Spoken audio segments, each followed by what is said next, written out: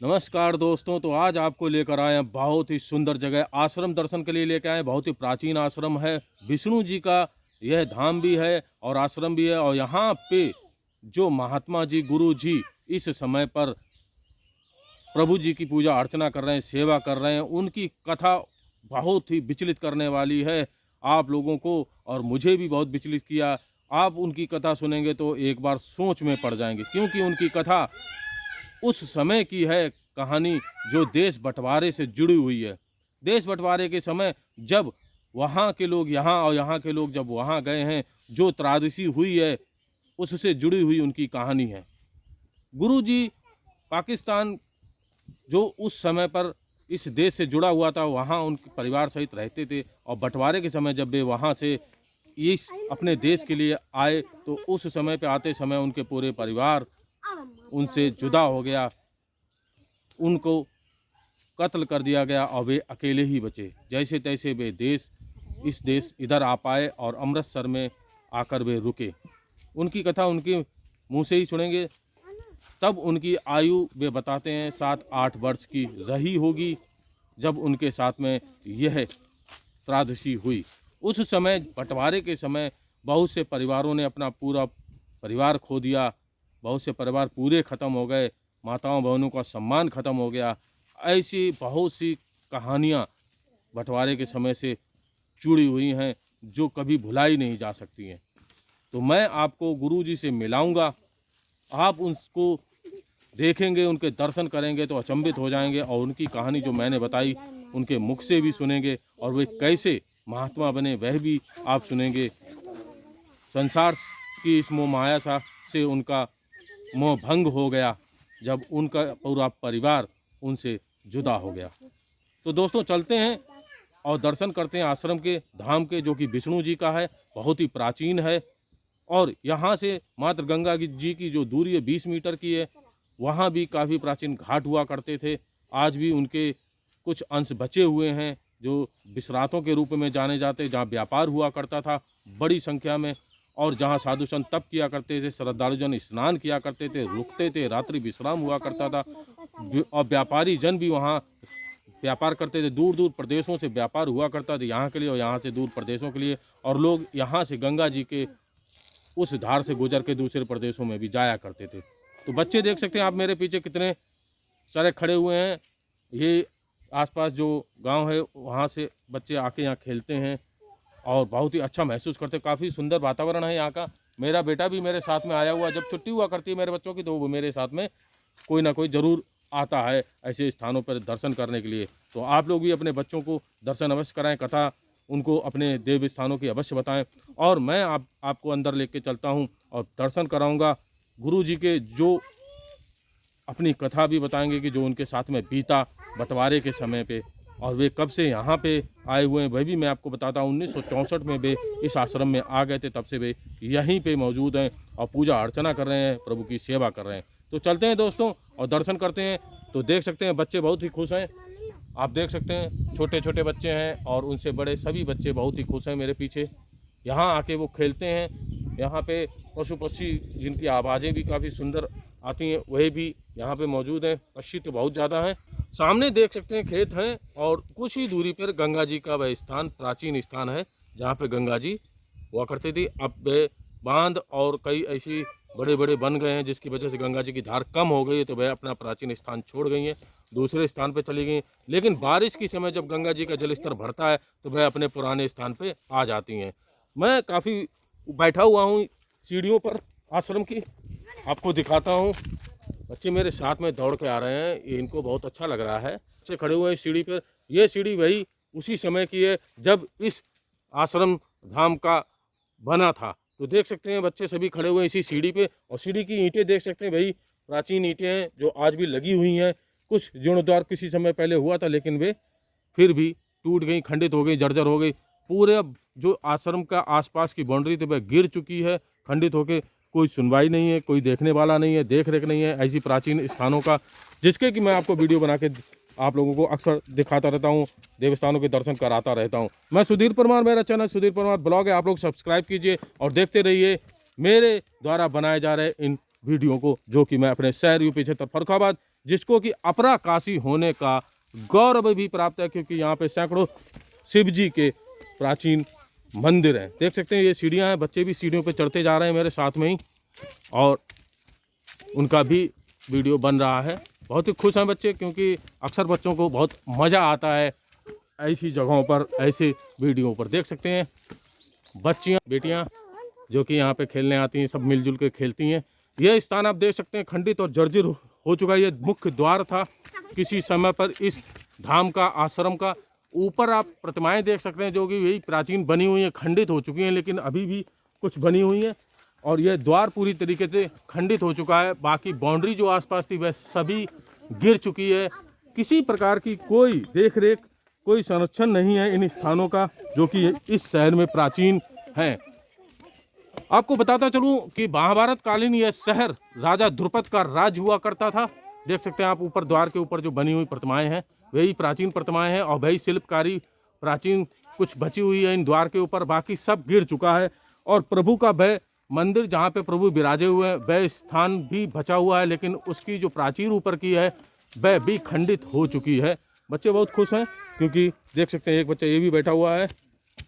सभी बच्चे यहाँ खेलने के लिए आते हैं, क्योंकि यहाँ ठंडा मौसम रहता है। काफ़ी ऊंचाई पे बना हुआ यह स्थान, और नीचे आप देख सकते हैं वह दूरी पे, कुछ दूरी पे गंगा जी का स्थान।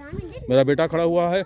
अब अंदर चलेंगे, और अंदर चल के आपको गुरु जी से मिलाऊंगा, जिनकी कहानी के विषय में मैंने आपको शुरुआत में ही बताया कि वह कहानी उनके देश से के बंटवारे से जुड़ी हुई है। काफ़ी लोग यहाँ आते हैं प्रभु जी के सेवा करने के लिए, गुरु जी की, और इस स्थान की भी सेवा करने के लिए आप लोग भी यहाँ रहते हैं, आते रहते हैं, और प्रभु जी की सेवा भी करते रहते हैं।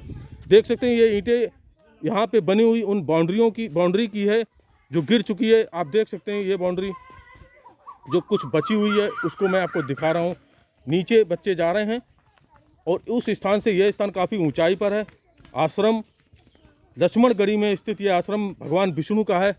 पूरी तरीके से यह बाउंड्री गिर चुकी है, और पूरी तरीके से यह स्थान खंडित हो चुका है, और कुछ बचा हुआ है वह भी धीरे धीरे खंडित होता जा रहा है। मैं आपको पहले इस स्थान का चारों तरफ से दिखाऊंगा, उसके बाद में गुरु जी से मिलवाऊंगा, फिर भगवान के विष्णु की वह प्राचीन प्रतिमा के भी दर्शन कराऊंगा, जो कई बार लोगों ने चुराने की कोशिश की। एक बार चुराई भी गई, लेकिन प्राप्त हो गई। देख सकते हैं ये दीवार, अभी यह दीवार बची हुई है, बाकी सब खंडित होकर गिर चुका है। पीछे की साइड आ गया हूँ मैं इस आश्रम के, और इस पीछे से मैं उस दिखाऊंगा।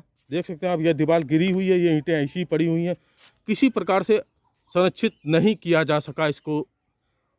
प्रभु जी बताते हैं गुरु जी की उनके गुरु जी ने भी काफ़ी कोशिश की लोगों को बताने की, और लोगों से इस स्थान के लिए सेवा करने की, लेकिन किसी ने कोई सुनवाई नहीं हुई।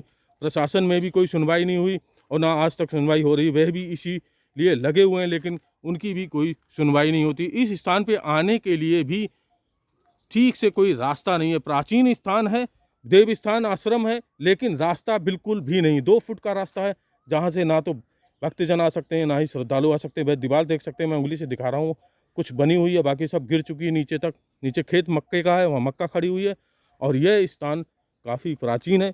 मैं गुरु जी से मिलने आता हूँ, लेकिन उनकी कथा इतनी विचलित करने वाली होगी, मुझे नहीं पता था कि बंटवारे के समय उनके साथ में क्या हुआ, और वे कैसे अपने पूरे परिवार को खोने के बाद में उनके भी क्या बीती होगी।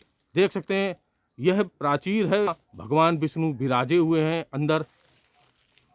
वह प्राचीर आपको दिखा रहा हूँ कि उसमें जो शिल्पकारी ऊपर की हुई है उसको भी आप देख सकते हैं। देख सकते हैं मैंने बड़ा करके आपको दिखाया है।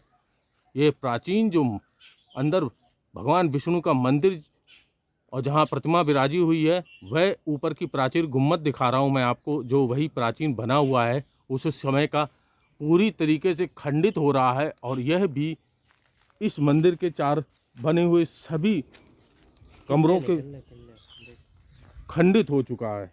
देख सकते हैं आप लोगों को मैं दिखाता हूँ। ये देखिए, इस पे किया हुआ प्लास्टर गिर चुका, और यह चटक गया है, जर्जर हो गया है, और जल्द ही हो सकता है कि यह भी गिर जाए। कोई भी सुध लेने वाला नहीं है। आपको हनुमान जी की प्रतिमा दिखा रहा हूँ जो कि इस पे बनी हुई है। ये देखिए, ये हनुमान जी की प्रतिमा बनी हुई है, और उसके पास में ये देखिए पूरा जर्जर खंडित होके गिरने की चटक चुका है।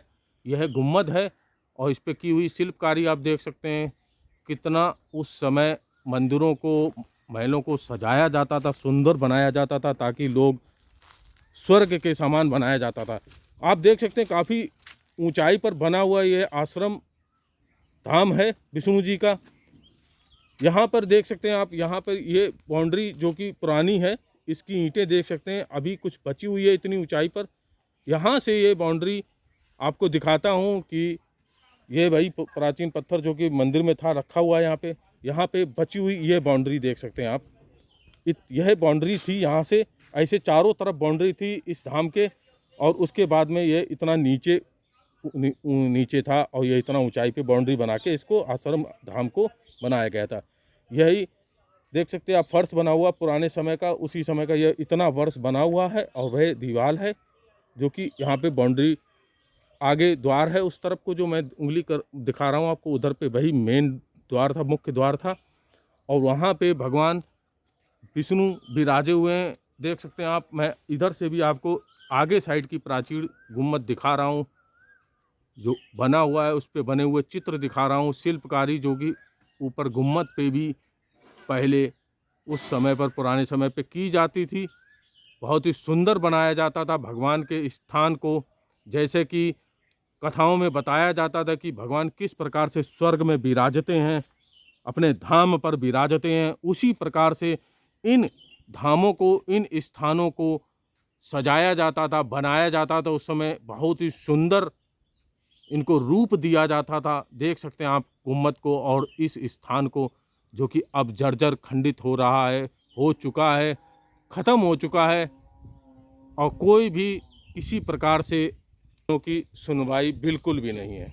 तो चलते हैं, अब गुरु जी से मिलेंगे और उनकी उस कहानी को सुनेंगे जो कि उनके साथ में गुजरी, और किस प्रकार से वे अपने उस जीवन को प्रभु के चरणों में लगा दिया, उनके तप में लगा दिया, और इस संसार की मोह माया को त्याग दिया, जो कि उस बंटवारे के समय उनके परिवार के साथ में ख़त्म हो गई। तो बात करेंगे गुरु जी से, जो कि यहाँ पे बैठे हुए हैं। कर सकते हैं गुरु जी के एक महान व्यक्तित्व, गुरु जी का ऐसा बहुत ही कम आपको दर्शन मिलेंगे।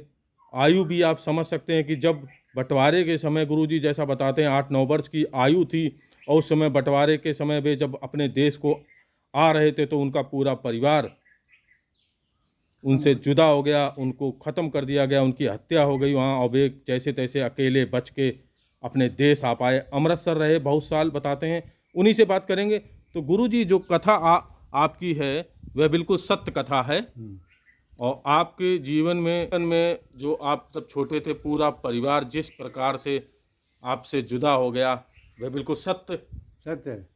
तो आप बताएं उस वक्त आपकी आयु कितनी रही होगी बंटवारे के समय?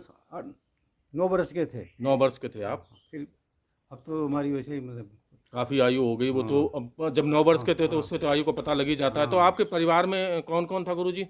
जैसे हमारे दो भाई थे, 3 बहनें थी, पिता थे, माता थी। अच्छा अच्छा। हाँ, ये सब मारे गए मतलब। पाकिस्तान से जब वो उधर से इधर के लिए आ रहे थे? ना वो पहले ही मार डाले। ओह हाँ, अगर वो होते तो यहाँ थोड़ी आ पाते। तो फिर दूसरे लोग जो गाँव पति पर उनके साथ में आप यहाँ आ गए? ये अमृतसर आ गए। अमृतसर आ गए थे, गुरुद्वारे में रहने लगे।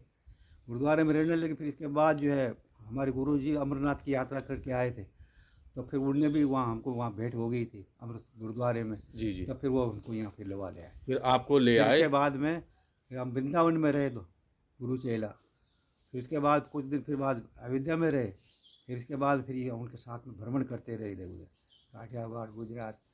तो आपने पूर्णतः संन्यास उसी समय से ले लिया, और आप उसी समय से भगवान के आराधना में लग गए, भ्रमण करते रहे, और भ्रमण करते करते आप फिर इस स्थान पर आए। इसमें 1964 में यहाँ आए। आप 1964 यहाँ आ गए थे। तो इस स्थान के विषय में कुछ बताइए कि जब आप यहाँ आए थे तो यह स्थान कैसा था? जैसा ये स्थान अभी है तैसा ही। ये कमरा नहीं थे, ये बाद में ये कमरा हमने बनवाया। ये आपने बनवाए कमरे वगैरह? ये नए कमरे आपने बनवाए आके?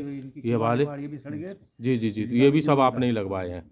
जो भी नया कार्य हुआ है वह गुरुजी ने यहाँ आने के पश्चात ही लगवाया। जैसा आप बस सुन रहे थे कि प्रतिमा चोरी हो गई थी विष्णु हाँ जी वही की, 2 बार हमारी चोरी हो गई थी, तो फिर ये मिली थी वही आप मिलिट्री छावनी में। मिलिट्री छावनी में ये प्रतिमा मिली हाँ, थी, वहाँ प्राप्त जहाँ हुई भी थी। ना वो गेट पे हाँ जी। वो संतरी लोग खड़े थे, हाँ, वही हाँ। ब्रह्मदेव का पेड़ है हाँ। और उसके बगैर पुलिया, अच्छा, उस अच्छा। पुलिया के उस नीचे दबा दी थी अच्छा, लोगों ने। अच्छा, अच्छा। फिर तो इसका जब आप जैसा सुन रहे हैं कि आपके गुरुजी के ऊपर वह मतलब फिर इन इल्ज़ाम लगा लोगों था, ने गांव वालों ने गुरुजी के उन्हीं ऊपर पर अलेक्स लगाई, नहीं मूर्ति चोरी, अपलक्ष्य लगा दिया उनके हाँ ऊपर चोरी के लगवा और वे दी, जेल चले गए। फिर जेल में चल, जब कोई कहने वाला नहीं था, उनके चालान हो गया।